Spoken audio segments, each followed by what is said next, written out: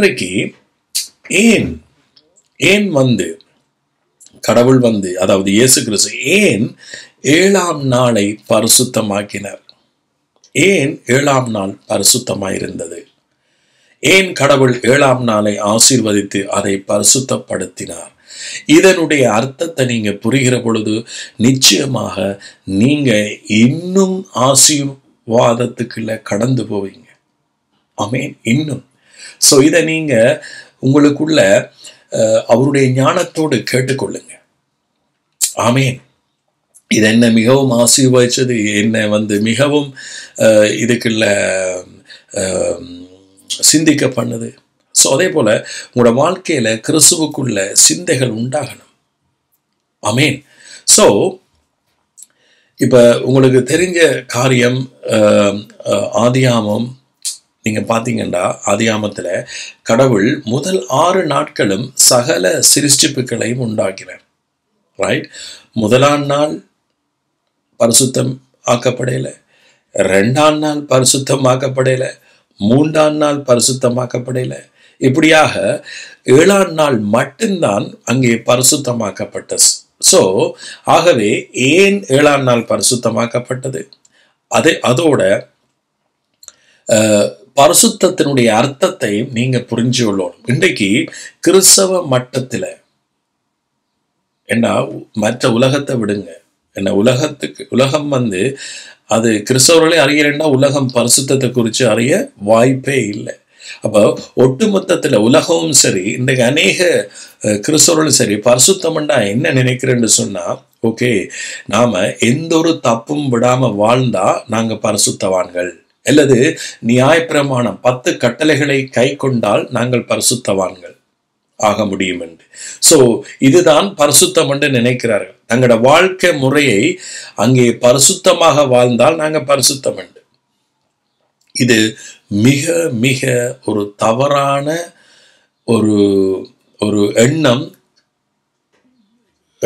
வேதாமத்தோட ஒப்பிட்டு பார்க்கிற பொழுது, பைபிளோட அல்லது கடவுளுடைய பார்வையில இதல்ல பரிசுத்தம். இதை குறித்து நான் ஏற்கனவே பேசியிருக்கிறேன். என்றாலும் இன்றைக்கு நான் பேச போற காரியம் அங்கே முழுமை பரிசுத்தம் என்றால் என்ன என்பதை நீங்க சரியாக அறிஞ்சு, அதே நேரத்தில் ஏன் இந்த நாள் மட்டும் பரிசுத்தமாக்கப்பட்டது, அதே நேரத்தில் இந்த ஓய்வு நாள் அங்கே என்னத்தை பிரதிபலிக்குது என்பதையும் நீங்க அறிஞ்சிங்கன்னு சொன்னா, நீங்க கிறிஸ்துவுக்குள்ள நீங்க இன்னும் அவருடைய அன்பை ருசிப்பீங்க, கிருபையை அறிவீங்க, அவருக்குள்ள நீங்க என்ன செய்வீங்க, பலப்படுவீங்க. ஆமென்.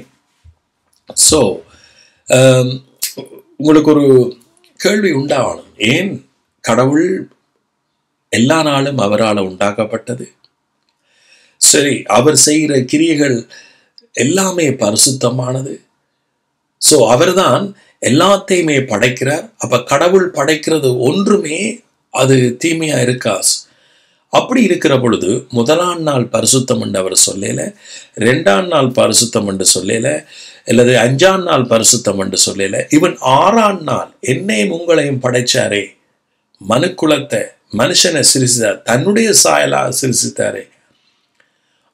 ரைட்? அப்படி இருக்கிற பொழுது 6ஆம் நாளையும் அவர் பரிசுத்தம் என்று சொல்லாம 7ஆம் நாளை பரிசுத்தம் என்று சொல்லி அந்த 7ஆம் நாளை என்ன செய்தாராம், ஆசீர்வதித்தார். ஆகவே இந்த வசனத்தை ஒரு முறை வாசிச்சு அதன் பின்பாக சில காரியங்களை நாம பார்ப்போம். ஆதியாம் 2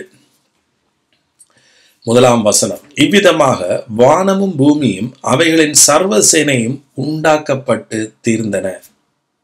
இவ்விதமாக வானமும் பூமியும் அவைகளின் சர்வ சேனையும் உண்டாக்கப்பட்டு தீர்ந்தன.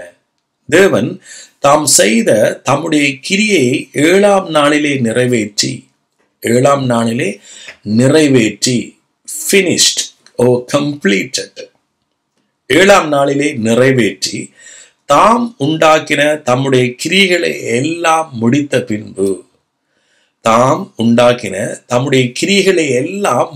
பின்பு, 7ஆம் நாளிலே ஓய்ந்திருந்தார். He was rested. என்னவாம்? ஓய்ந்திருந்தார்.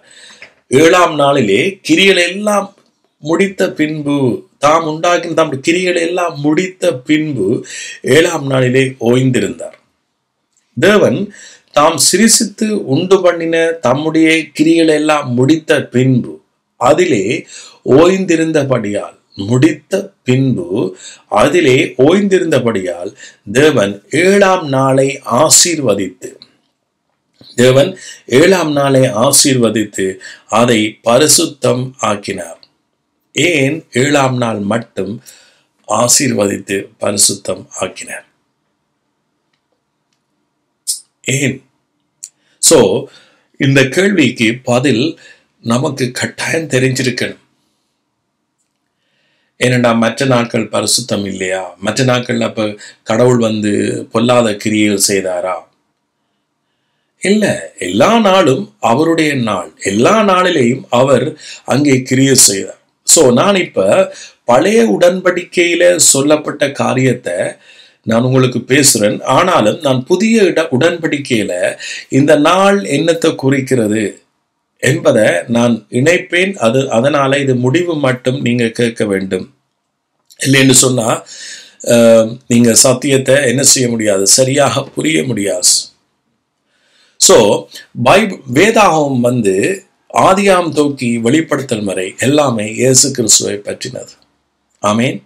நீங்க கொலோசியர் 2ஆம் அதிகாரத்தை பார்த்தீங்கன்னா அவர் சொல்ற இந்த ஓய்வு நாட்கள் எல்லாம், மாத பிறப்புகள் எல்லாம் என்னவாம்? இயேசுவை பற்றினது. இதனுடைய பொருள் இயேசுவை பற்றினது. இயேசுவும் ஒரு இடத்துல சொல்ற, மார்க்கில மத்தையில எல்லாம் சொல்ற என்ன, ஓய்வு நாள், மனுஷகுமாரன் ஓய்வு நாளுக்குரியவர் என்று சொல்லி. சோ ஒட்டு மொத்தத்துல முதலாவதாவே நான் சொல்றேன், இந்த ஓய்வு நாள் அது இயேசுவை பற்றினது. ரைட்? இந்த ஓய்வு நாள் இயேசுவை பற்றினது. சோ இன்றைக்கு புதிய உடன்படிக்கையில நானும் நீங்களும் கிறிஸ்துவுக்குள் இருக்கிறோம். எங்களுக்கு ஒவ்வொரு நாளும் என்னவாம்? ஓய்வு நாள். சோ அதனால கிறிஸ்தவர்கள் இன்றைக்கு நாம சொல்லக்கூடாது, சண்டே எங்களுக்கு ஓய்வு நாள், இந்த சண்டையில தான் நாம கடவுளை தேட வேண்டும், சண்டையில எப்படியாச்சும் சர்ச்சுக்கு போயிடணும். ஏனென்றா கர்த்தர் சொல்லியிருக்கிறார் ஓய்வு நாளை கடைபிடிக்க சொல்லி. சோ ஓய்வு நாள்ல நாம் அவரை துதிக்கணும் என்று சொல்லி நாளை குறித்து மேன்மை பாராட்டுகிறது. அது இப்ப இல்ல, புதிய உடன்படிக்கையில இல்ல. ஆனா நான் இங்க பழைய உடன்படிக்கையில இந்த ஓய்வு நாளை ஏன் பரிசுத்தமாக்கினார் என்று நான் உங்களோட புதிய உடன்படிக்கையோட இணைப்பேன். இங்க என்னுடைய இப்பத்த கேள்வி, ஏன் கர்த்தர் 7ஆம் நாளை மட்டும் அந்த இடத்துல பரிசுத்தப்படுத்தினார்? இதுதான் என்னுடைய கேள்வி. சோ அப்ப இங்க முதலாவது எங்களுக்கு என்ன தெரியணும்? பரிசுத்தம் என்றா வேதாகமத்துல என்னத்தை குறிப்பிடுகிறது? சோ நான் முதல் சொன்னது போல நம்முடைய நடக்கைகளினால பரிசுத்தம் வாரதில்லை, வரப்போறதும் இல்லை, வரவும் முடியாது. சோ நம்முடைய ஒரு மனுஷிகத்துல உலக வழக்கத்தின்படி, உலகத்துல மனுஷர்கள் சொல்லுகிறதின்படி பரிசுத்தம் என்றது நாம சில காரியங்களை செய்யாம நாம தவிக்கிறதுனால பரிசுத்தம் நமக்குள்ள உண்டாகும் என்று. நோ, சோ அது முடியாது. ஆனா வேதாகமத்துல பரிசுத்தம் என்று சொன்னா இங்க என்னத்தை சொல்லப்படுதுன்னா முழுமை, கம்ப்ளீட்டட் அல்லது ஃபினிஷ்ட். ரைட்? முழுமை. ஏனென்றா முதல் நாள், 2ஆம் நாள், 3ஆம் நாள், 6ஆம் நாள் இப்படி பார்க்கிற பொழுது எந்த ஒரு நாளிலையும் அங்கே தேவன் அங்கே முழுமையை கொண்டு வரையில. ரைட்? அப்ப 7ஆம் நாளில எல்லாம் செய்து முடிஞ்சஸ், கம்ப்ளீட்டட். கடவுள் தன்னுடைய சிருஷ்டிப்புகள் எல்லாத்தையும் முடிச்சிட்டார். அதனாலதான் அவர் ஓய்ந்திருந்தார். அதனாலதான் அந்த நாள் பரிசுத்தமானது. சோ அப்ப தேவன் என்ன செய்தார்? இளைப்பார்ந்தார். அப்ப இங்க பரிசுத்தம் என்கிறது அங்க முழுமையே என்ன செய்யுது? வெளிப்படுத்துது. The holiness is wholeness. இதுதான் ஹோலினஸ்.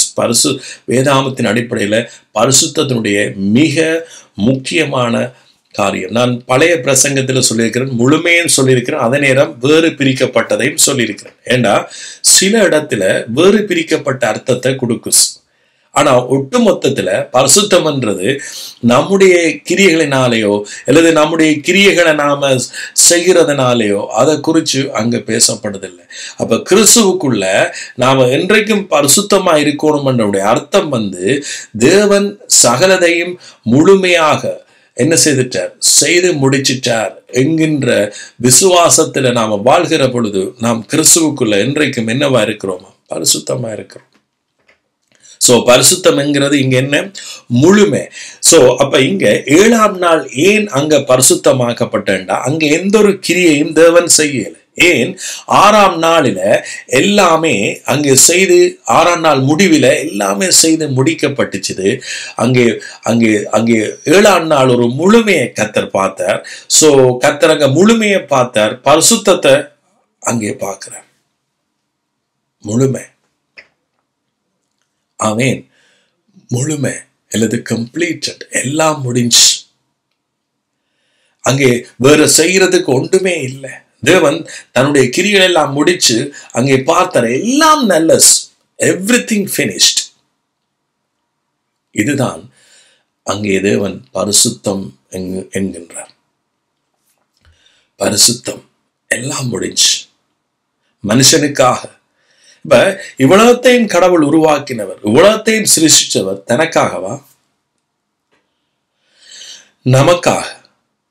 நாம அவரோட 24 மணித்தியாலமும் ஒவ்வொரு செகண்டும் என்னவாம், அவரோட உறவு கொள்ளணும். நானும் தேவனும் ஒன்றாக இருக்கும்படியா. சோ இன்றைக்கும் அவரோடு நாம் உறவு கொள்ளும்படியா. அதனாலதான் கடவுள் அங்கே ஆதாமை மேவாளையும் அங்கே சந்திக்க வாரார், வளமை போல உறவு கொள்ளார். அப்ப கடவுளுடைய சித்தம், அவருடைய நோக்கம் எல்லாமே கடவுளுக்குள் நம்ம முழுமையாக படைக்கிறார், முழுமையாக. அதுதான் பரிசுத்தம். தேவன் நம்மை பரிசுத்தப்படுத்தினார், நம்மை முழுமையாக்கினார். சோ நம்மிடத்துல எந்த குறையும் இல்லை, நாம முழுமையாக தாம் சிருஷ்டிக்கப்பட்டோம். ஆதாம் ஏவாள் முழுமையாக சிருஷ்டிக்கப்பட்டார். ஆனா அவர்கள் தெரிஞ்சு கொண்ட வழி, அவர்கள் தங்களுடைய சுய மாம்சத்தினால, நன்மை தீமை அறிகிற விருட்சத்தினால அவர்கள் தங்களை முழுமையாக்க நினைச்சார்கள், தங்களை தேவனை போல் ஆக நினைச்சார்கள். சோ அங்க அவர்கள் தங்களுடைய வழியை தேர்ந்தெடுத்தார்கள். அவர்களுக்கு இருந்த சுயாதீனத்தை பயன்படுத்தி தங்கள் பிசாசனுடைய உபதேசத்தினால அவர்கள் தங்களுடைய வழியினால அத துன்மார்க்க வழியை அவர்கள் தெரிஞ்சு கொண்டார்கள். ஆனா கடவுளோ எங்களை தன்னுடைய சுய கரத்தினால, தன்னுடைய கிரியினால, கிருபையினால நாம் என்ன செய்தாராம், முழுமையாக படைச்சார். அதனாலதான் கடவுள் பார்த்தார், எல்லாம் நல்லஸ். சோ அதனால ஓய்ந்திருந்தார், அதை ஆசீர்வதிச்சார். சோ எப்போ ஒரு மனுஷன் கிறிஸ்துவுக்குள்ள நான் முழுமையாக இருக்கிறேன், எனக்குரிய சகல ஆசீர்வாதங்களும் ஜீவனத்துக்கும் தேவ பக்திக்கும் வேண்டிய யாவற்றையும் அவருடைய திவ்ய வல்லமையினால என்னை அவர் முழுமையாக்கி இருக்கிறார், பரிபூர்ணப்படுத்தி இருக்கிறார் என்கிற எவன் இயேசு கிறிஸ்துவோட சேர்ந்து அவன் இணைகிறானோ, அதை ஏற்றுக்கொள்றானோ, அக்ரி பண்றானோ, அந்த கிருபைக்கு நாங்க மறு உத்தரவு கொடுக்கிறோமோ, அவனை கர்த்தர் என்ன செய்யறார், ஆசீர்வதிக்கிறார். சோ பாருங்க, கடவுள் 7ஆம் நாள்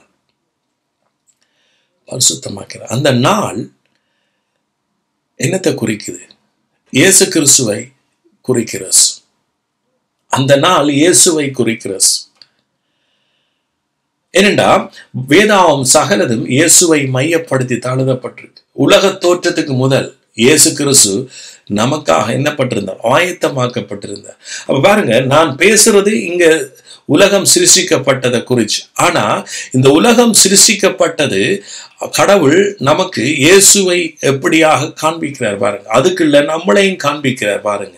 சோ நாம் எவ்வளவு விசேஷித்தவர்கள். உலக தோற்றத்துக்கு முதலே நாம யாருக்குள்ள தெரிஞ்சு கொள்ளப்பட்டோமா, கிறிஸ்துவுக்குள்ள, கிறிஸ்துவாகிய சரீரத்துக்குள்ள, இல்ல அவருடைய சபைக்குள்ள நாம் என்ன செய்யப்பட்டிருக்கிறோம், தெரிஞ்சு கொள்ளப்பட்டிருக்கிறோம். இன்றைக்கு நாம பார்க்கறது எல்லாமே, கண்ணால பார்க்கறது எல்லாம் நிஜம் அல்ல. சில வேளை இன்னைக்கு நாம் உலகத்துல சபைகள் என்று சொன்னாலும் அது ஓகே, ஆனாலும் அது நிஜம் இருக்குமா இல்லையான்றது டவுட். ஆனா எங்களுக்கு தெரியணும், நாம விசுவாசத்தினால ரைட்? கிருபையினால விசுவாசத்தை கொண்டு நாம சுவிசேஷத்தை கேட்டு விசுவாசத்தை ரட்சிக்கப்படுற பொழுது நாம எதுக்குள்ள சேர்க்கப்படுறோம்? கிறிஸ்துவுக்குள், கிறிஸ்துவனுடைய சபைக்குள், அவருடைய சரீரத்துக்குள். ரைட்? அவருடைய சரீரம். ஆமென். அவருடைய சரீரம். இது நிஜம், இது உண்மை. சோ அப்ப பாருங்க, நாம உலக தோற்றத்துக்கு முதலே, இந்த வானம் பூமிகள் உண்டாவதுக்கு முதலே நாம கிறிஸ்துவுக்குள் தெரிஞ்சு கொள்ளப்பட்டோம். We are elected in Christ even before the foundation of the world. We were elected. ஆமென். நீங்கள் நானும் தெரிஞ்சு கொள்ளப்பட்டோம் அவரால. By grace through faith, not by your works. எங்களுடைய கிரியையினாலே அல்ல, not by your works. So இங்க ஆதாம் ஏவாள் தாங்கள் வேண்டிக் கொள்வதற்கு முதலே, தாங்கள் நினைக்கிறதுக்கு முதலே அவர் என்ன செய்தாராம்? எல்லாத்தையும் முழுமையாக படைச்சார். ஆதாம் ஏவாள் முழுமையாக படைக்கப்பட்டார். சோ அதே போல இன்றைக்கு நாங்க இயேசு கிறிஸ்து சிலுவையில மரிச்சு உயிர்த்தெழுந்ததினால, இரண்டாம் ஆதாமாக இயேசு வந்ததினால, ரைட்? இந்த இயேசு இரண்டாம் ஆதாமாக வந்ததினால, அவர் சிலுவையில அவர் நமக்காக, பாவமறியாதவர், குற்றமில்லாத ரத்தம் நமக்காக சிந்தப்பட்டபடியினால, இந்த இரண்டாம் ஆதாமாகிய இயேசுவுக்குள் நானும் நீங்களும் என்ன செய்யப்பட்டோமா? முழுமையாக்கப்பட்டோம். கொலோசியர் 2 நாம படிப்பேன் பிறகு. கொலோசியர் 2ல நாம கிறிஸ்துவுக்குள் என்னவா? பரிபூரணம் உள்ளவர்களாயிருக்கிறோம். பரிபூரணம். சோ இதான் பரிசுத்தம்.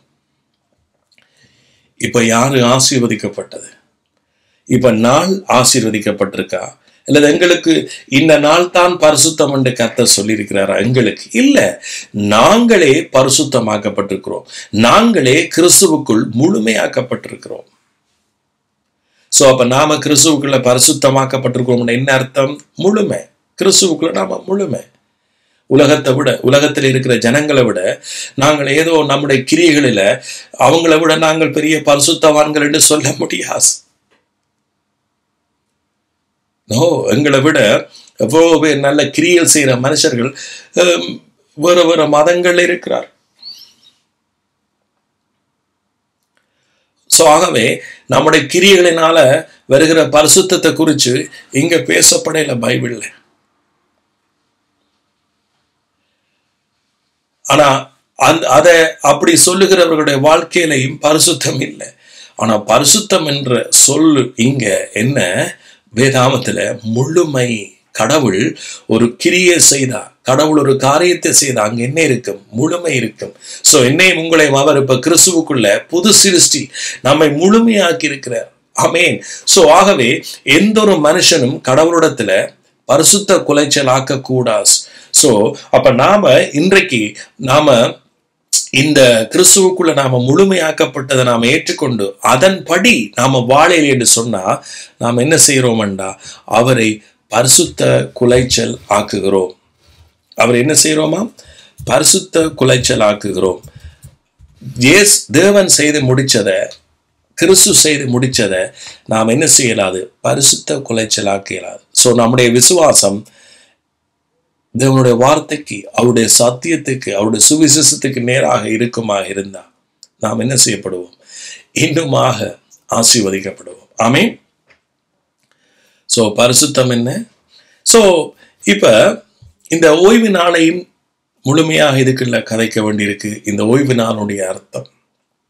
ஆமென். ஏன் கடவுள் பழைய உடன்படிக்கையில ஓய்வு நாள்ல ஒரு விறகு குச்சியை பொறுக்கினாலும் அவன் கொலையுள்ளப்பட வேண்டும். அங்க எந்த ஒரு கிரியை என்ன செய்யக்கூடாது. சோ இதை எல்லாத்துக்கும் இன்றைக்கு அர்த்தம் இருக்கிறது.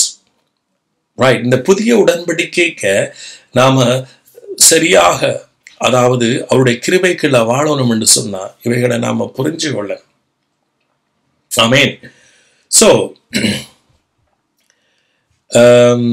2-3 காரியங்கள் நான் உங்களுக்கு வாசிக்கிறேன்.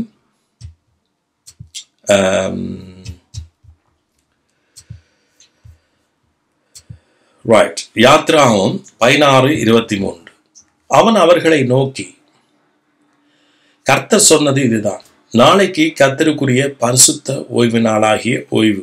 நீங்கள் சுட வேண்டியது சுட்டு,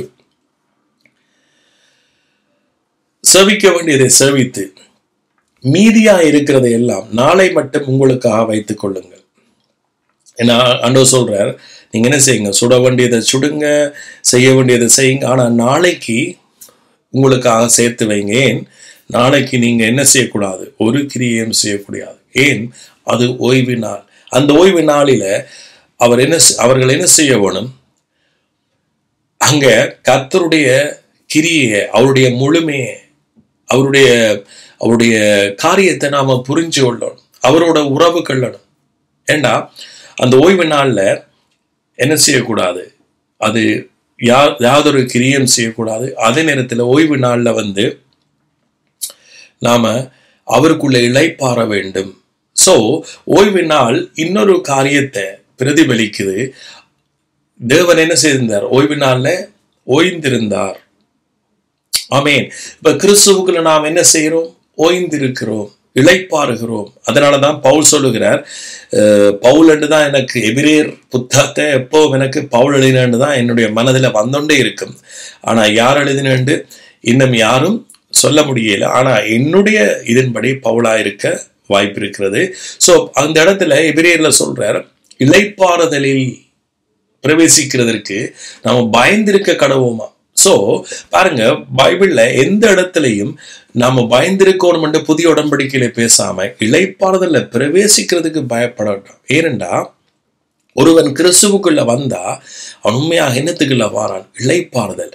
சோ இயேசுவே சொல்றார், வருத்தப்பட்டு பாரம் சுமக்க என்னத்துல வாருங்கள், நான் உங்களுக்கு இளைப்பாறுதல் தருகிறேன். ஏன்னா இந்த ஓய்வு நாள் அது இளைப்பாறுதலை பிரதிபலிக்குது. அதே நேரத்துல ஓய்வு நாள் இயேசுவை பிரதிபலிக்குது. அந்த ஓய்வு நாள் இன்றைக்கு இயேசு வந்து சொன்னா நாம எல்லாரும் இயேசுவுக்குள்ள என்ன செய்யறோம்? இப்பவே அந்த இளைப்பாறுதலை என்ன செய்யறோம்? அனுபவிக்கிறோம். ஆமேன். ரட்சிப்பை குறிச்ச ஒரு இளைப்பாறுதல், பாவ மன்னிப்பை குறிச்ச ஒரு இளைப்பாறுதல். ஓ தேவிய சுகம், சிலுவையில இயேசு நம்முடைய வியாதிகளை சுமந்து கொண்டார். இளைப்பாறுதல். ரட்சிப்ப இனி நாம இழக்க முடியாது. காரணம், நான் கிறிஸ்துவாகிய சபையாகிய சரீரத்துக்குள்ள வந்திருக்கிறேன். இளைப்பாறுதல். சோ கிறிஸ்துவுக்குள்ள நாம விசுவாசத்தினால பெற்றுக்கொண்ட நீதி, இளைப்பாறுதல். இல்லைன்னு சொன்னா நாம நீதியை பெறறதுக்கு, பரிசுத்தத்தை பெறறதுக்கு, ஆசீர்வாதத்தை பெறறதுக்கு, பரலோகம் போய் சேர்றதுக்கு, இப்படியாக எங்களுடைய வாழ்க்கை ஃபுல்லாவே என்னவா இருக்கும்? ஸ்ட்ரெஸ்ஸா இருக்கும், ஒரு மன அழுத்தம், மன பாரம். ஆனா இயேசு சொல்றார், உங்களோட பாரம் எல்லாத்தையும் என்ன செய்யுங்க? இறக்கி வையுங்க. ஆமேன். ஆனா இன்றைக்கு அநேகர் பாரத்தை சுமந்து கொள்றார். அப்ப அந்த ஒரு நாள், அன்றைக்கு தேவன் 7ஆம் நாள், அந்த 7ஆம் நாள் பரிசுத்தம் என்னத்துக்கு கொடுத்தார்? ஏன் அந்த ஒரு நாள் பரிசுத்தம் கொடுத்தாருண்டா, பின்னுக்கு வாசிக்கிறேன் நான். யாத்ராமம்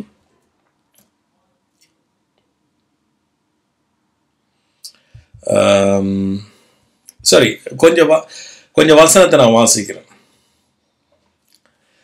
16:25. அப்பொழுது மோசே, அதை இன்றைக்கு புசியுங்கள், இன்று கர்த்தருக்கு உரிய ஓய்வு நாள், இன்று அதை இங்க வெளியிலே காண மாட்டீர்கள். அந்த பரிசுத்த நாளில புசிக்கிறக்குரிய ஆகாரத்தையும் அவர் என்ன செய்யறார்? அங்க தயார்படுத்துறார்.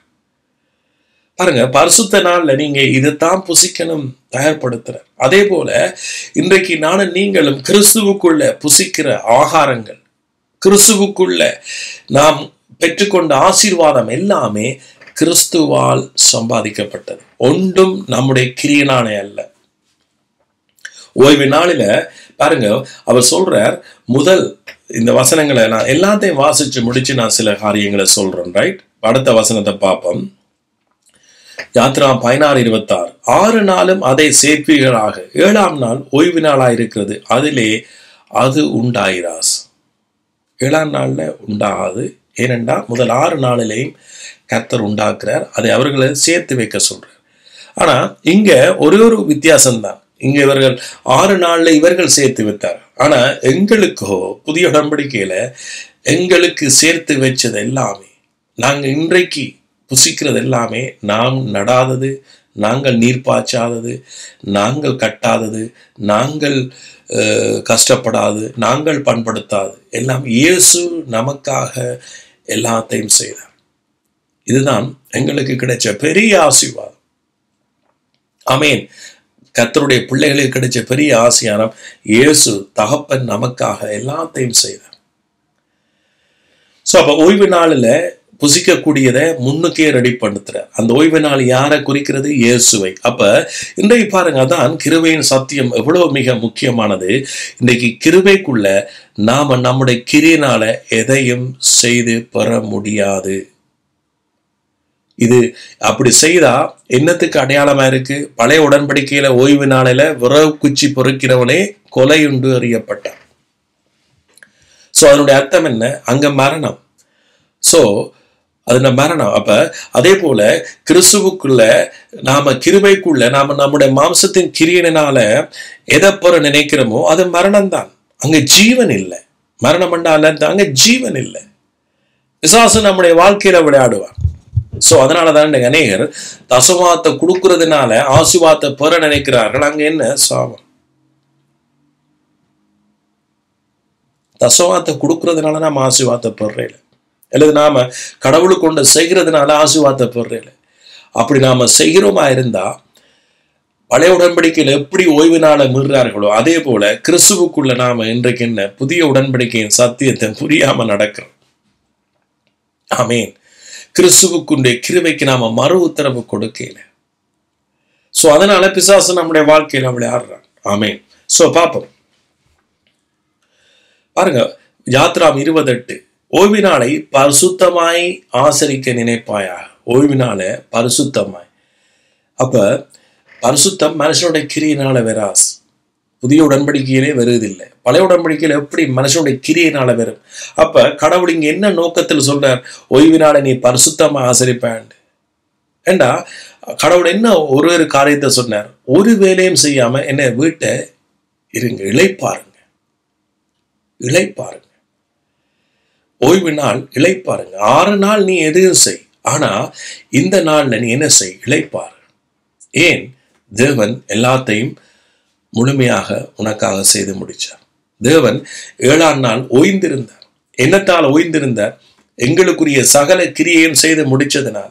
சோ அதனால 7ஆம் நாள் ஆசீர்வதிச்சார். அப்போ ஒருவன் கிறிஸ்துவுக்குள்ள இளைப்பாறுகிற பொழுது அது அவனுக்கு ஆசீர்வாதமாய் மாறுது. ஏன்? அந்த ஓய்ந்திருந்த நாள அவர் என்ன செய்தார்? ஆசீர்வதிச்சார். அதுல மனுஷனும் ஆதாமும் ஏவாளும் அந்த நாள்ல ஓய்ந்திருந்தார்கள். அவர் பின்னர் தான் அவர்கள் விழுந்தார்கள். அதனால தேவன் அவர்களை ஆசீர்வதிச்சார்.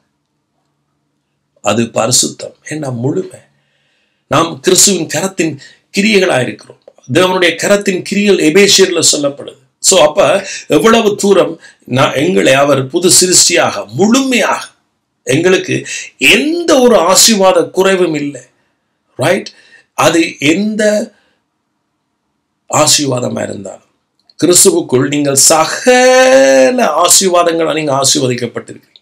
முன்னொரு காலம் நாம நினைச்சோம் ஆவிக்குரிய ஆசீர்வாதம், ஆவிக்குரிய ஆசீர்வாதம் என்று நினைச்சாலும் கூட அந்த ஆசீர்வாதத்தை குறித்து நாம முழுமையாக அறிஞ்சு பரிசுத்த ஆவியினுடைய ஞானத்தினால, கேள்வி ஞானத்தினால எங்களால் அதையும் அறிய முடியாம, இயேசுவின் வருகையை குறிச்ச பயம், மரிச்சா நாம பரலோகமா நரகமா, அல்லது 4 பேருக்கு சுவிசேஷத்தை சொன்னா மட்டும்தான் பரலோகத்தில் எங்களுக்கு இடம் கிடைக்கும். நாம ஓடணும், தவறாம ஓடிக்கொண்டே இருக்கணும், அப்பொழுதுதான் நமக்கு பரலோகத்தில் சீட் கிடைக்கும். இப்படியாக ஆவிக்குரிய ஆசீர்வாதத்தினுடைய அறிவு இல்லாம நாம் என்ன செய்தோம்? வாழ்க்கையில பாரம், கிறிஸ்தவ வாழ்க்கை பாரம். கிறிஸ்தவ வாழ்க்கையில ஒரு கிறிஸ்துவுக்குள்ளாக வருகிற சமாதானம் இல்லை. இதுக்கெல்லாம் காரணம் என்ன? கிருபையின் சுவிசேஷத்தை சத்தியத்தின்படி அறியல. சோ ஆனா அங்க பாருங்க, ஆவிக்குரிய ஆசீர்வாதம் என்று மட்டும்தான் நினைச்சோம். மிச்சத்துல கடவுள் நம்ம கைவிட்டார். ஆனா நான் ஒரு பெரிய உண்மையை சொல்றேன், கிறிஸ்து நம்ம என்ன செய்திருக்கிறார்? முழுமையாக்கி இருக்கிறார். சோ அவர் ஒவ்வொரு சிறு காரியத்தையும் அதுக்குள்ள உள்ளடக்கி இருக்கிறார். இதை நீங்க நம்பினா, உங்களோட நம்பிக்கை தான் வாழ்க்கை. ஸோ இதை நம்புற பொழுதுதான் நம்முடைய வாழ்க்கையில சகலதிலே நாம என்னடா கிறிஸ்து நமக்குள்ள, நாம் கிறிஸ்துவுக்குள்ள, ரைட், கிறிஸ்துவுடைய சரத்துக்குள்ள இருக்கிறோம். ஸோ ஆகவே நாம எங்களோட வாழ்க்கையில கிறிஸ்துவே நாமளே ஒன்றா இருக்கிறோம் என்றா நாம போற எல்லா இடத்துலையும், இவன் நீங்க ஒரு சினிமா பார்த்தாலும் கூட கிறிஸ்து எங்க இருக்கிறார்? உங்களோட. ஏனண்டா நம்ம இனி பிரிக்க முடியாது. நான் சும்மா ஒரு உதாரணத்துக்கு சொல்றேன். இப்ப நாம வேலைக்கு போனா கிறிஸ்து நம்மோட. ஸோ அந்த வேலையில நாம சிலவேளை டயர்டாக அல்லது சிலவேளை பொஸ்ஸுக்கு நாம உண்மை இல்லாமலும் இருந்தாலும் கூட நாம யாரோட இணைக்கப்பட்டிருக்கிறோமா? நாம புது சிருஷ்டி, ரைட்? அது மாறாஸ். புது சிருஷ்டி இன்றைக்கு நாளைக்கு புது சிருஷ்டி இல்லை. நாம சத்தியத்தை புரிஞ்சு கொள்ளணும். ஆமே, நாம யாருன்னு புரிஞ்சு கொள்ளணும். ஸோ நாம முழுமையாக்கப்பட்டிருக்கிறோம். ஸோ இந்த சத்தியம், இந்த உண்மையை தான் நம்முடைய வாழ்க்கையில என்ன செய்யுது? பிரதிபலிக்குது, ரைட்? இப்போ ஓய்வினால என்ன செய்யட்டான்? பரிசுத்தமா ஆசரிக்கட்டான். ஸோ அப்ப பரிசுத்தமா இருக்கிறது எது முதல் பகுதி அவர்களுக்கு இருந்தது? ஒரு வேலையும் செய்யக்கூடாது. ஒரு வேலையும் செய்யாம இருந்தா அந்த நாள் அவர்களுக்கு பரிசுத்தம், கடவுள் சொன்னதன்படி. ஸோ இந்த வேலை செய்யக்கூடாது என்றது என்னத்தை இங்க நாங்க முக்கியமா பார்க்கணும்னு சொன்னா, எந்த ஒரு மனுஷனும் தேவன் முழுமையாக்கின பிறகு, கடவுள் உங்களை பரிசுத்தப்படுத்தின பிறகு, அல்லது கடவுள் உங்களை ரட்சிச்ச பிறகு, கடவுள் உங்களுக்கு சகல ஆசீர்வாதங்களை கிருபையினால தந்த பிறகு, எந்த மனுஷனும் அதுக்கு பிறகு வேலை செய்யக்கூடாது. அல்லது அதன் அர்த்தம் தங்களுடைய கிரியையினால ஏற்கனவே தேவன் செய்து முடிச்சதை நீங்க பெற நினைக்கிறீங்கன்னு சொன்னா, ஓய்வு நாளில நீங்க என்ன செய்றீங்க? வேலை செய்றீங்க, ரைட்? பாருங்க, யாத்ராம் 20:10. 7ஆம் நாளோ உன் தேவனாகிய கர்த்தருடைய ஓய்வினாள். அதிலே நீ ஆனாலும், உன் குமாரனானாலும், உன் குமாரத்தி ஆனாலும், உன் வேலைக்காரனானாலும், உன் வேலைக்காரி ஆனாலும், உன் மிருகஜீவங்க, உன் வாசலில் இருக்கிற அந்நியனானாலும் யாதொரு வேலையும் செய்ய வேண்டாம். ஒருவரும் செய்ய வேண்டாம், வேலைக்காரனா இருந்தான்னு. அப்ப ஒட்டு மொத்தத்துல ஒன்றுக்கும், ஆட்டு மாட்டுக்காவது இல்ல உலகத்துல எந்த ஆசீர்வாதத்துக்காவது, ஆவிக்குரியதும் சரி, எந்த ஆசீர்வாதத்துக்காவது நாம நம்முடைய கிரியைகள் ஊடாக பெற நினைக்கிறோமா இருந்தா, இயேசு ஏற்கனவே சிலுவையில செய்து முடிச்சதை நாம் என்ன செய்யறோம்? அபத்தமாக்குறோம், அதை பொய் என்று சொல்கிறோம். இன்றைக்கு பாருங்க, அநேகருடைய ஜெபம், நம்முடைய இருதயத்தில் உள்ளதுதான் வாய் பேசும். அநேகருடைய ஜெபம் என்ன? இயேசுவே, கடவுளே, இதை செய்யும் செய்யும் செய்யும், நீர் செய்வீர் என்றெல்லாம் விசுவாசிப்போம். செய்யும் என்று கேட்போம், அல்லது செய்வீர் என்றெல்லாம் ஜெபிப்போம். இதை நாம விசுவாசம் என்று நினைப்போம். இதுதான் உலகத்தில் இருக்கிற எல்லா மக்களும் தங்கள் மதத்துல கடவுளுக்குள்ள செய்றார்கள். ஆனா இயேசுவே, நீர் ஏற்கனவே, தகப்பனே, நீர் ஏற்கனவே செய்து முடிச்சிட்டீர். உம்மிடத்துல செய்யும் என்று சொல்றதுக்கு எனக்கு வார்த்தையே இல்லை, இந்த வாயே திறக்க முடியாது. ஸோ இதற்காக நான் ஒரு வசனத்தை நீதிமொழியிலிருந்து வாசிக்கிறேன், ரைட்? நீதிமொழியில இருந்து வாசிக்கிறேன். நீதிமொழி 4 எனக்கு மிகவும் பிடிச்ச, கொஞ்ச காலமாக இதை நான் ஜூம் மீட்டிங்கில் பயன்படுத்தி கொண்டே இருக்கிறேன். ஏனெண்டா எங்களோட வாயின் வார்த்தைகள் எவ்வளவு முக்கியம். ஆமென். நீதிமொழிகள் 4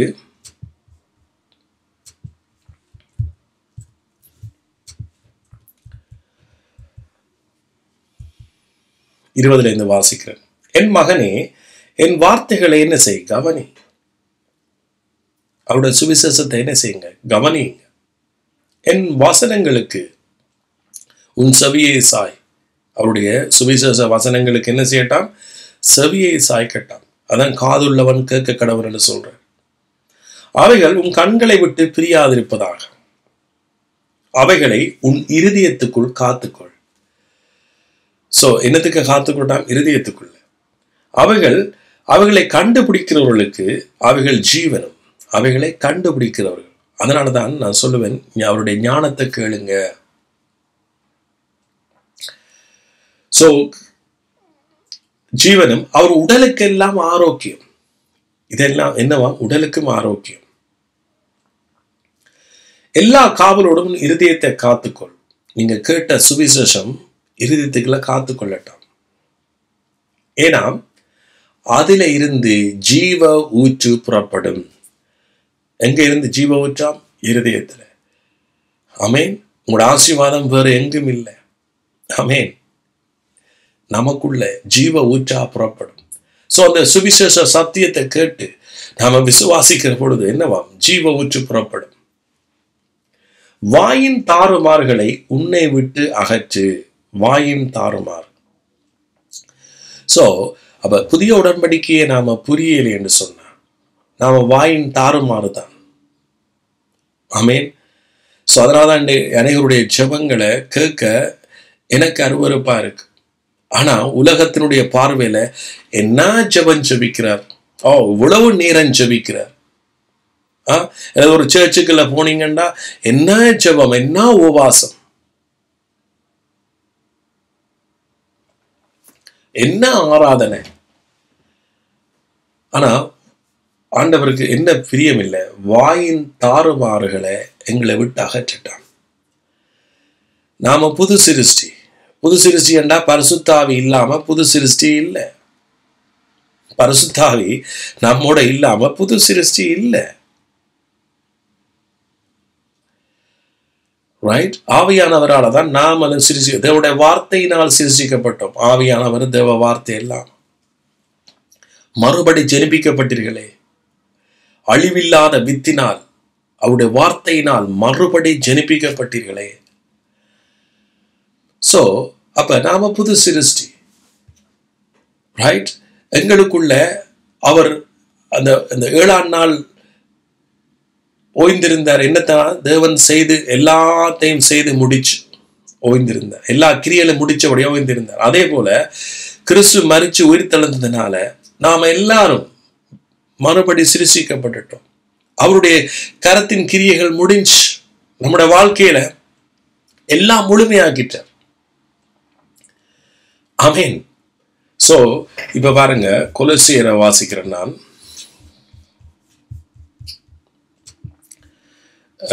இதுக்கு நான் திரும்பி வருவேன். இந்த இதுக்கு கொலோசியர் மிக அருமையான கொலோசியர் 2ஆம் அதிகாரம். நான் கொஞ்சம் வசனத்தை அதில் வாசிக்கிறேன். மிக முக்கியமான வசனங்களை. இதெல்லாம் போன நேற்றைய ஜூம் மீட்டிங்லையும் பேசியிருந்தேன்.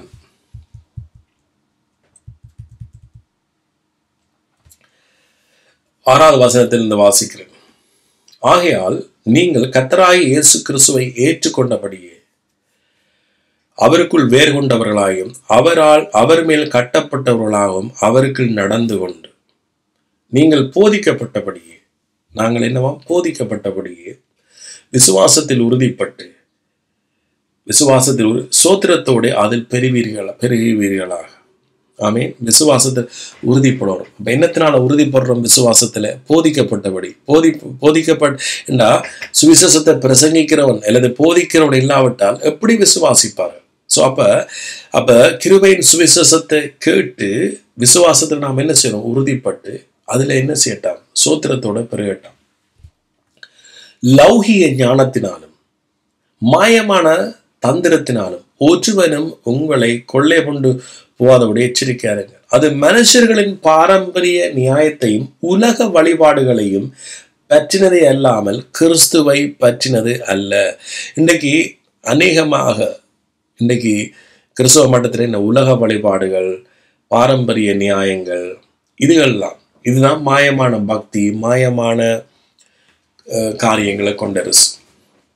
சுவிசேஷத்தை அறிகிறதுனால தான் நானும் நீங்களும் ஆவிக்குரியனாகவோ அல்லது ஒரு பக்தி உரியவனாகவோ நாங்கள் வளர முடியும். ஆமென்.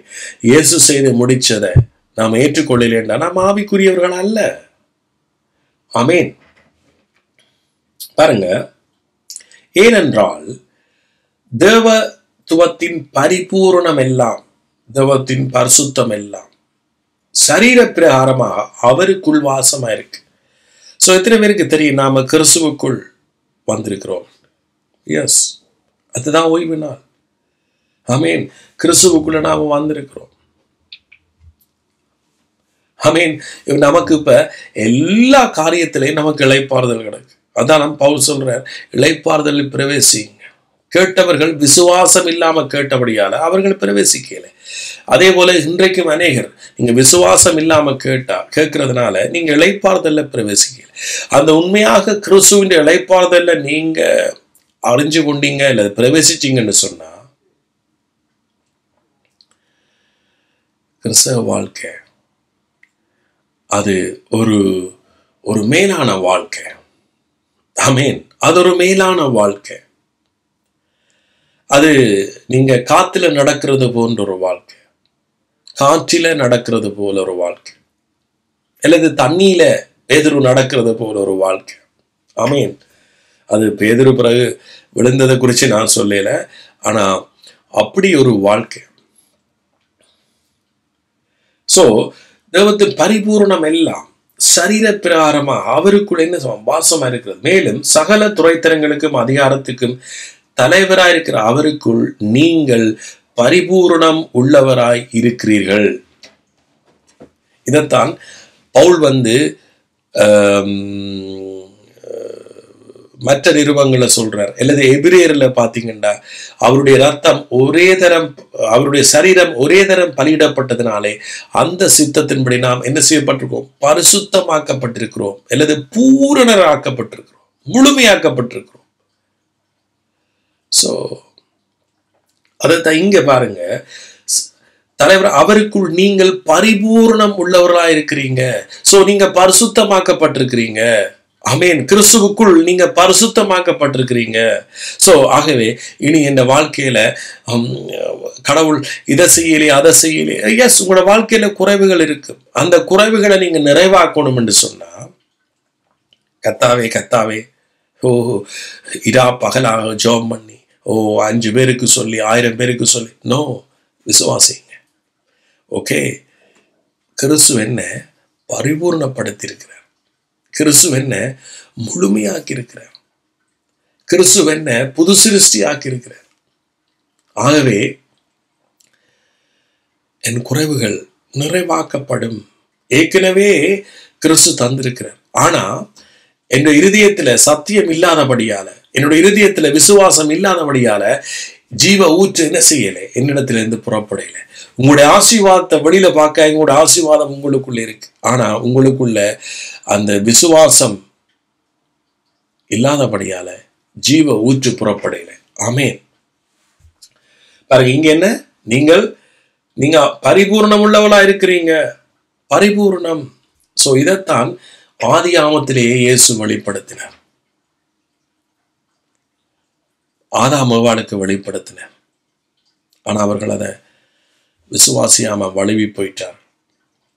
ஆனா நானும் நீங்களும் இன்றைக்கு வழுவி போறதல்ல. நானும் நீங்களும் இன்றைக்கு கிறிஸ்துவனுடைய அழைப்பை புரிஞ்சிட்டீங்க. கிறிஸ்துவனுடைய அழைப்பை நீங்க புரிஞ்சிட்டீங்க. அவருடைய சிருஷ்டிப்பை நீங்க புரிஞ்சிட்டீங்க. நீங்க யார்? அவருடைய உங்களை சிருஷ்டிக்கிறதுக்கு அது ஒரு நிழலாகத்தான் உலகத்தையே சிருஷ்டித்தார். பாருங்க, உலகம் நிஜமா உலகம் அழிஞ்சு போகலாம், ஆனா நீங்க ஒருபோதும் அழிஞ்சு போவதில்லை. ஆமென்.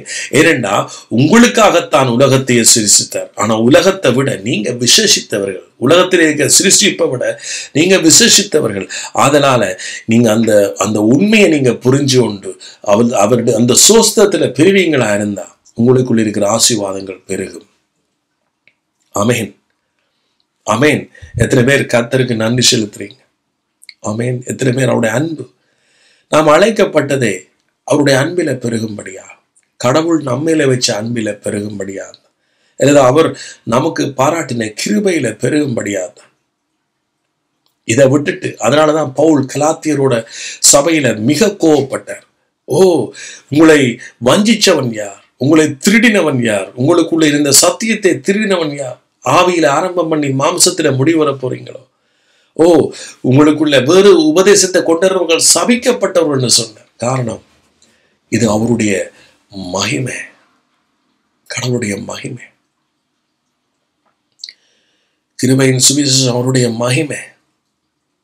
கிருபையின் சுவிசேஷத்தை புரிகிறவருடைய வாழ்க்கை செழிப்பாய் மாறும், செழிப்பாய் மாறும். ஆமேன், செழிப்பாய் மாறும். அதற்காக நேரத்தை செலவெடுக்கிற செழிப்பாய் மாறும். அதற்கு துணையா இருக்கிறவருடைய வாழ்க்கை செழிப்பாய் மாறும். பாருங்க, இப்ப நீதிமொழி 4க்கு திரும்ப போறேன்.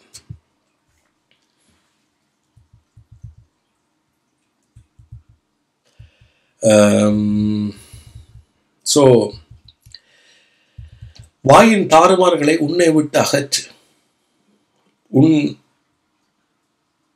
உதடுகளின் மாறுபாட்டை உனக்கு தூரப்படுத்து. கர்த்தருடைய வார்த்தை, அவருடைய சுவிசேஷம் என்ன சொல்லுது? நாம் அவருக்குள், அவர் நமக்குள். ரைட்? எங்களோட மாறுபாடுகளை எங்களை விட்டு அகற்றட்டும். இன்னைக்கு பார்த்தீங்கன்னா பரிசுத்தாவியே வாறுபண்டோம். வேதாகமத்திலேயும் எங்கேயும் இல்லாத வசனம். இதெல்லாம் வாயின் மாறுபாடுகள். நாங்கள் இன்றைக்கு சபைகளில் படிக்கிற பாட்டுகள் வாயின் மாறுபாடுகள். கிறிஸ்துவையும் நம்மளையும் அங்கே எங்கள் இருவருக்குள்ளே இருக்கிற நிஜத்தை குறித்து நாம பாடுகிறதும் இல்லை, நாம ஜெபிக்கிறதும் இல்லை. இயேசு சிலுவையில செய்து முடிச்சதை எல்லாத்தையும் நான் அபத்தமாக்குறோம். புதிய உடன்படிக்கையில வாழ்றதுக்குரிய ஞானம் எங்களிடத்துல இல்லை. அதனாலதான் நான் இன்னைக்கு அநேக சபைகளுக்கு செல்ல முடியாது, அநேகருடைய விசுவாசத்தோடு நாம கலக்க முடியாது.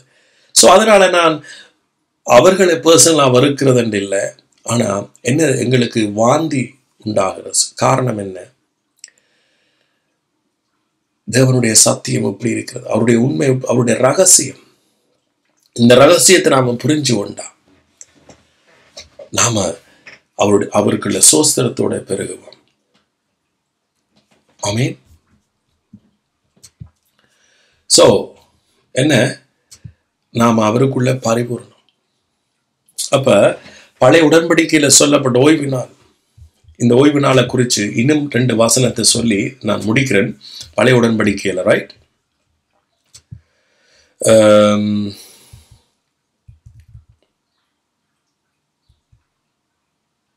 20:11 பாருங்க. 20 கர்த்தர் 6 நாளைக்குள்ளே வானத்தையும் பூமியையும் சமுத்திரத்தையும் அவைகளுள்ள எல்லாவற்றையும் உண்டாக்கி 7ஆம் நாளில் ஓய்ந்திருந்தார். ஆகையால் கர்த்தர் ஓய்வு நாளை ஆசீர்வதித்து அதை பரிசுத்தமாக்கினார்.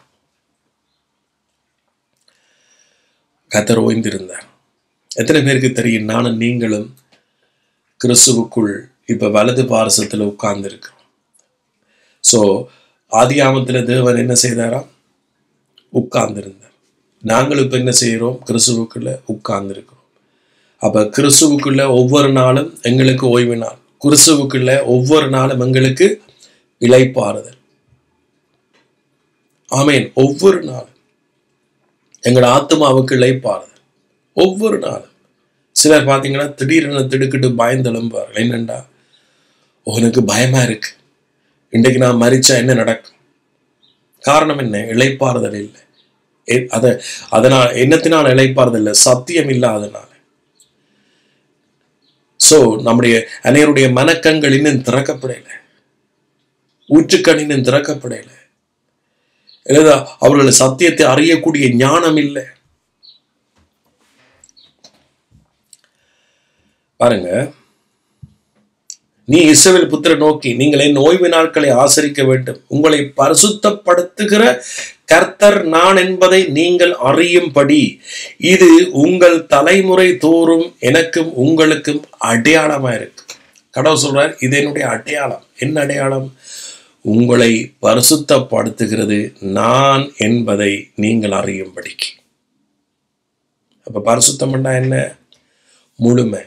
அப்ப என்னையும் உங்களையும் முழுமையாக்குறவர் நான் என்பதை நீங்க அறியும்படி, முழுமையாக உங்களை ஆசீர்வதிக்கிறது நான் என்பதை நீங்க அறியும்படிக்கு தான் இந்த நாளை நீங்க ஓய்வு நாளாக கடைப்பிடிங்க. இதுல நீங்க ஒரு வேலையும் செய்யக்கூடாது. கடவுள் என்னை உங்களை அழைக்க என்னவா முழுமையாக்கிட்டார். ஆமென். அவர் ஏற்கனவே முழுமையாக்கிட்டார். ஏற்கனவே அவர் கிறிஸ்துவுக்குள்ள தெரிஞ்சு கொண்டுட்டார். கிறிஸ்துவை ஆயத்தப்படுத்தி வச்சிருந்திருக்கிறார். உலகம் ஸ்தாபிக்க முதலே, அஸ்திவாரம் போட முதலே கிறிஸ்துவுக்குள் நாங்கள் தெரிஞ்சு கொள்ளப்பட்டோமா? ஸோ அப்ப இப்படி இருக்கேக்க நானும் நீங்களும் எவ்வளவு தூரம் கிறிஸ்துவால இயேசு சிலுவையில செய்து முடிச்சதுனால முழுமையான ஒரு ஃபுல் பேக்கேஜான ஆசீர்வாதத்தை நாம பெற்றிருக்கிறோம். அதைத்தான் பேதுரு சொல்லப்படுது. ஜீவனத்துக்கும் தேவ பக்திக்கும் வேண்டிய யாவற்றையும், ஜீவனத்துக்கும் உங்களோட வாழ்க்கைக்கு, அன்றாட உங்களோட வாழ்க்கைக்கு, மற்றது தேவ பக்திக்கு. தேவ பக்தி எப்படி வருது ஒரு மனுஷனுக்கு? கிருபையினால. கிருபை அறைகிறதுனாலதான் வருது, வேற ஒன்றாலையும் வராது. சிலர் சொல்லுவாங்க, ஓ இன்னாரப்பார் அவர் அப்படி செய்யறாரு, இப்படி ஊழியம் செய்யறாரு, இப்படி செய்யறாரு. எஸ், எல்லா மதத்திலையும் எல்லாரும் ஊழியம் செய்யறாரு. ஊழியம் செய்யறதுனால தேவ பக்தி வாரையில. தேவ பக்தி சத்தியத்தை அறிகிறதுனால வருது. ஆமேன், ஆமேன். மனுஷன் தன்னுடைய கிரியையினால எதையும் பெற முடியாது என்பதை ஓய்வு நாள் நமக்கு அறிவிக்கு. கர்த்தர் சொன்னார், ஓய்வு நாள்ல ஒரு வேலையும் செய்யாத. அதுல அவ்வளவு கரிசனையாகவும் அவ்வளவுக்கு ஒரு ஒரு ஒரு பயங்கரமான கட்டளையை கொடுத்தார். அவன் கொலையுண்டு பண்ணப்பட வேண்டும். ஆனா உண்மையா நடந்தது. ஒருவன் விறகு குச்சி பொறுக்க போய் அவன் கொலையிடம் கல்லறிஞ்சு கொல்லப்பட்டான். சோ அதே போல இன்றைக்கு நாம இயேசு கிறிஸ்துவுக்குள்ள கிருபையினால பெற்றுக்கொண்டவைகளுக்காக நாம கிரியைகளை செய்ய முடியாது. கிருபையினால பெற்றுக்கொண்டதுக்கு நாம கிரியை செய்கிற பொழுது நாம என்ன செய்யறோம்? கிறிஸ்துவுக்குள்ள இருந்து கொண்டு நாம கிரியினால் ஆசீர்வாதத்தை பெற முயற்சிக்கிறோம். அதுல இருந்து மனம் திரும்புங்க, மனம் திரும்புங்க. ஆமேன், மனம் திரும்புங்க. எல்லா ஆவியானோட ஜெபம் பண்ணுங்க. தகப்பனே, ஆவியானவரே, ஓ உங்களோட கிருபைக்குள்ள வாழ இன்னைக்கு எனக்கு உங்களோட சத்தியத்தை நான் இன்னும் புரிஞ்சு கொள்ள ஆவியானவரை எனக்கு உதவி செய்யுங்க. ஓ நன்றி. நான் இன்றிலிருந்து என்னுடைய ஜெபங்களை, என்னுடைய துதிகளை நான் மாற்றிக்கொள்றேன். சத்தியத்தை அறிஞ்சு சத்தியத்தின்படி நான் வாழ எனக்கு உதவி செய்யுங்க. உங்களுடைய புதிய உடன்படிக்கை அறிய எனக்கு வெளிச்சம் உண்டாகட்டும். உங்களுடைய கிருபை அறிய எனக்கு வெளிச்சம் உண்டாகட்டும் தாப்பரே. சோ நீங்க அப்படி ஜெபிக்கிற பொழுது நீங்கள் மட்டுமல்ல, உங்களுடைய வறண்ட வாழ்க்கை செழிப்பாய் மாறும். ஏண்டா இஸ்ரவேல் ஜனங்கள் பாலும் தேனும் ஓடுகிற தேசத்துக்கு இல்லை, அவர் எப்பவோ கொண்டு போக முயற்சித்தார். ஆனா அவர்கள் அவிசுவாசத்தினால அவர்கள் தாமதிச்சார்கள். அப்படி இருந்து 12 வேவுக்காரர் போயும் கூட அவர்கள் பிரவேசிக்க முடியாம போயிற்று. பாலும் தேனும் ஓடுகிற தேசம். ஆண்டவர் சொல்லி சொன்னார், பாலும் தேனும் ஓடுகிறது. ஏண்டா பால் என்னத்த? ஆசீர்வாதம், முழுமை, பரிசுத்தம். பால் வெள்ளை, பரிசுத்தம். அந்த தேசத்துல முழுமையான ஆசீர்வாதம் இருந்துச்சு. அங்கே ஏற்கனவே பாலும் தேனும் ஓடிக்கொண்டிருக்கு. மனுஷன் போய் தயாரிக்க வேண்டிய அவசியம் இல்லை. சோ அதனாலதான் கிறிஸ்துவுக்குள்ள எங்களுக்கு ஏற்கனவே கிறிஸ்துவால தயாரிக்கப்பட்ட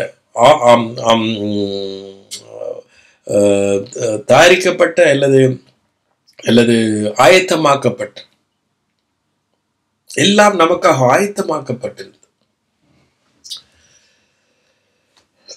அதுக்குள்ள அவர்கள் பிரவேசிக்கல. அதனால அவர்கள் 40 வருஷம் வனாந்தரத்துக்கு இல்லை. செழிப்பில்லாத ஒரு வாழ்க்கை, வனாந்தரம் செழிப்பில்லாத ஒரு வாழ்க்கை.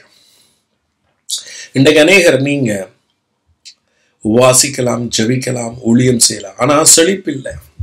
என்னுடைய பிள்ளையோட வாழ்க்கையில செழிப்பில்லை.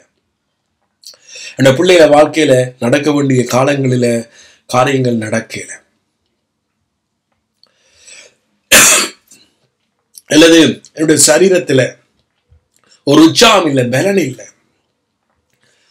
அடிக்கடி வியாதி, அடிக்கடி பாருங்க, 38 வருஷமாய் படுக்கையா இருந்தா. ஆனா இயேசு ஒரு சின்ன நீ படுக்கை எடுத்துக்கொண்டு நட. சோ அதே போல இன்றைக்கு நம்முடைய வாழ்க்கையில செழிப்பில்ல, நம்முடைய வாழ்க்கையில நடக்க வேண்டிய நேரத்துல காரியங்கள் நடக்கல. காரணம் நீங்க கிறிஸ்து செய்து முடிச்சதுனால வருகிற அந்த ஆசீர்வாதத்தை நீங்க தான் தடை பண்ணி உங்களுடைய விசுவாசம். சோ இன்றைய நாள் இருந்து சொல்லுங்க, இயேசுவே